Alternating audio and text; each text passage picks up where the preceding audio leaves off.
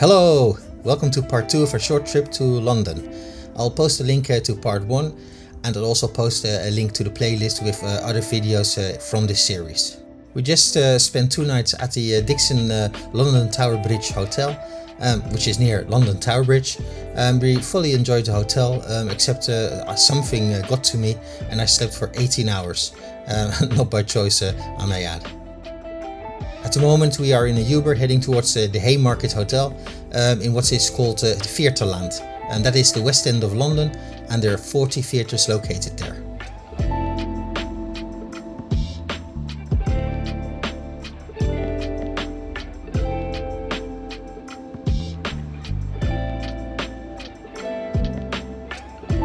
The entrance is hidden, it's quite small, just around the corner of the main street.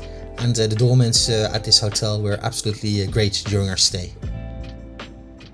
The hotel is part of the Ferndale Group, founded by Tim and Kit Kemp. Kit Kemp is the creative force behind all the designs that we will see today in this hotel room and the hotel itself. It's very quirky, but in a good way.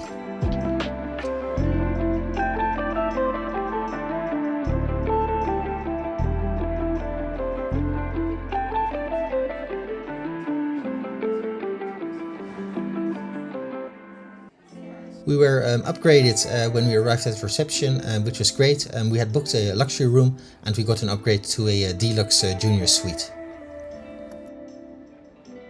Upon entering the room, all the design features with the different prints and textures were also here in the room. It's not my cup of tea, but I do think it matches the hotel room and there is a balance there, despite it all being different prints.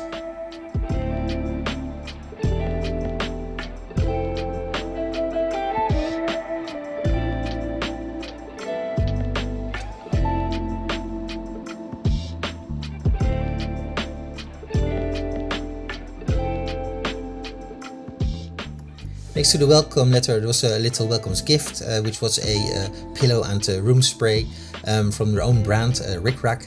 It was a very nice gesture.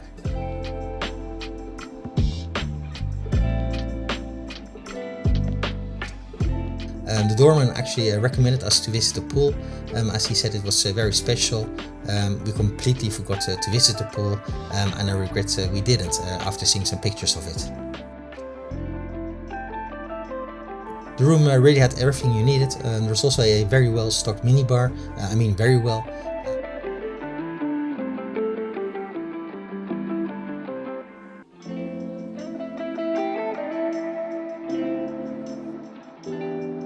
The bathroom was also very complete, double sinks, a nice walk-in shower, nice Rick Rack products here, and also a bidet, which is quite rare to see in UK hotels.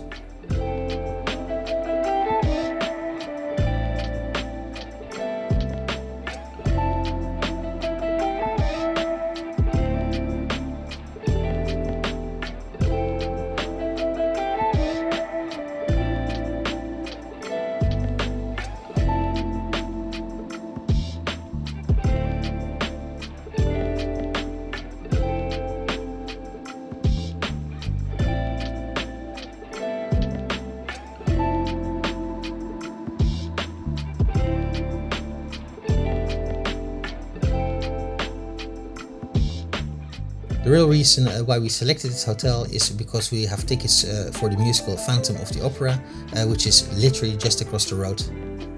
I'm not really a musical person, but my wife loves them, and this is a bucket list musical for her to visit, so that is really the real reason why we are here. Do stick around to the end of the vlog, then I will tell you if I enjoyed the musical or I actually really hated it.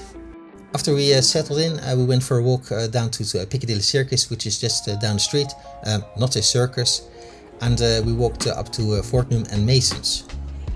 Fortnum Mason's is a corner shop that opened in 1707, and it's famous for its condiments, its teas, its coffees, biscuits, and much more.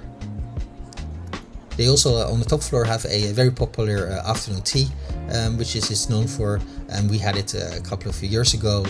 Also they had a gluten-free version for my wife, and we really enjoyed it. But now, however, the shop was totally packed. It was of course just before Christmas, so we did a quick walk around and headed back out again. Across the street is the Royal Academy of Arts, and my father actually studied there back in the 60s.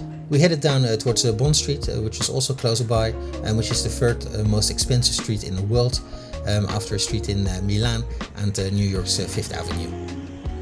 I'll put the street name of the street in Milan right here, because it's really a tongue twister for me to try to pronounce it correctly without offending all of Italy.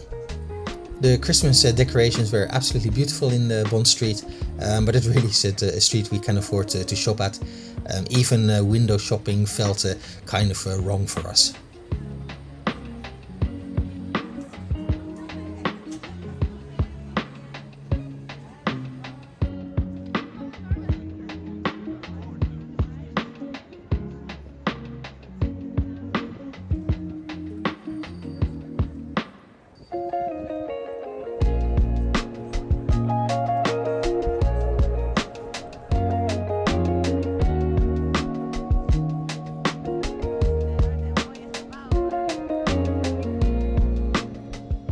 Back at the hotel, we had a reservation for the restaurant in the hotel, which is named Brumus, that is located on the ground floor of the hotel.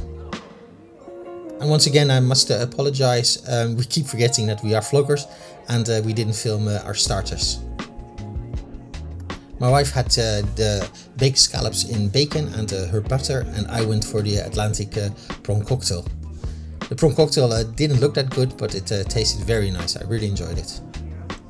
For the main, we both fancied a steak, so we both opted for the ribeye steak. We enjoyed the steaks, they were prepared very well, and even without the extra carbs, they filled us up. My wife's, of course, who has to be gluten-free, that was handled very well by the restaurant. Price for the meal was around £155, which is quite steep, to be honest, for 2 steaks, 2 starters, and I think we had 2 cocktails. After a quick and a very nice drink in the bar, we returned to the room where there was suddenly this thumping music coming through the walls. Kinda surprised us, but it wasn't the neighbors. The theater across the street was emptying, and there were these rickshaws with LED lights and booming music waiting in front of the theater to pick up passengers. Next day we went to Harrods for some fish and chips. Tom Carradich, a celebrity chef, has a spot in the food hall that sells gluten-free fish and chips. So that's of course the main reason we had to go there, because my wife hasn't had fish and chips for decades now. It was very busy and quite chaotic, to be honest, but we had a reservation and our table was ready for us when we arrived. In all the hecticness, the staff did a great job of serving us, and they were great. I went for the top of the line, the Cornish brill, and my wife had the monkfish scampi. On both, the batter was really good, a real treat, because it was gluten free and it was very nice. Chips and the sides were also very good. Also Madsen curry sauce, a tartar sauce, and a pea pudding. I really enjoyed the tartar sauce, which was very good. The batter didn't disappoint, but the fish, however, was really lacking flavor. It felt it was very under-seasoned. I think that was the problem. Now do take a seat, because the price of this lunch for the 2 fish and chips dishes and 2 cappuccinos cost us £105. Yes, my fish and chips was £52. For the rest of the day, we tortured ourselves by going shopping, 2 days before Christmas, so it was very busy. There was actually a bit of excitement in the food hall. There was some protests there, and they were being dragged out by security, and I think they were protesting for animal welfare.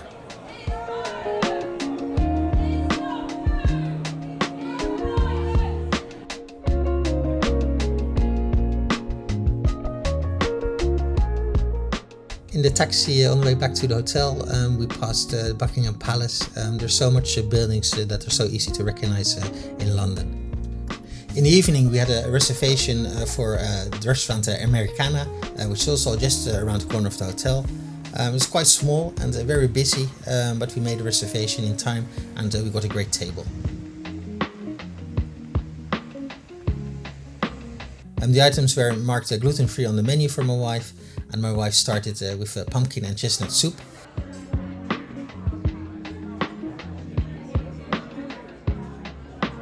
And I had some Texas toast with smoked salmon. The salmon was nice, toast was good, but I ordered that out of curiosity, and it really wasn't that well balanced, maybe not enough salmon and cream cheese. For the mains, my wife had some very tasty ribs. St. Louis barbecue ribs was how they were described on the menu, and I went for the steak and fritas. When my steak came out, it's also basically when I stopped filming or forgot to film the rest of the dinner.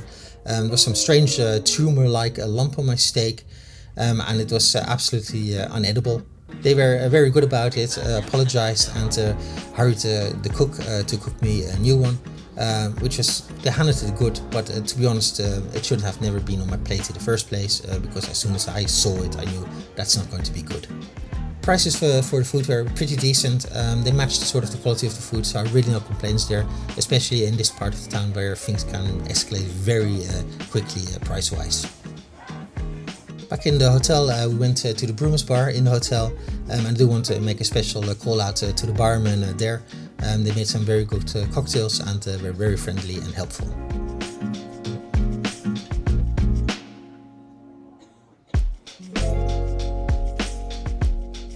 In the morning, we went downstairs and had the breakfast in the hotel.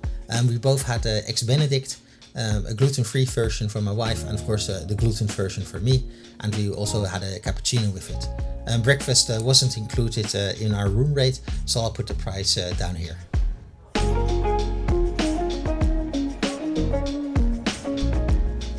We had tickets for the matinee of the Phantom of the Opera, which is across the street at His Majesty Theatre. So we tried to see if we could extend our checkout time, but it was a Saturday and they were very busy, so they could not accommodate us for us. However, of course, we could store our luggage there at the reception.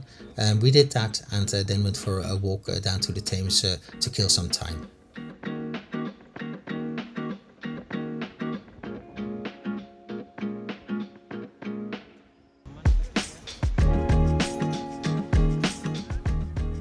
After the walk, we went back to the hotel bar and had some tea there, and then of course made a trek all the way over across the street towards the musical. Phantom of the Opera is a musical by Andrew Lloyd Webber, and it's one of the longest running musicals ever, I think. It first opened in 1986, which is almost 40 years ago. Of course, I can't show you anything of the musical itself, but I will confess that I actually really enjoyed it. We had some really good seats, and that really helps to immerse into the performances. It was early in the evening now. After the musical, we ordered a taxi at the hotel, which would take us to Paddington Station. So I hope you enjoyed this video. Do like if you liked it, do subscribe if you haven't subscribed yet, and leave a comment on your thoughts of London or of this video if you want to leave a comment. And do leave a comment of your thoughts if you can. It really helps this channel to grow. Thank you for watching, and we'll see you in the next vlog. Bye bye!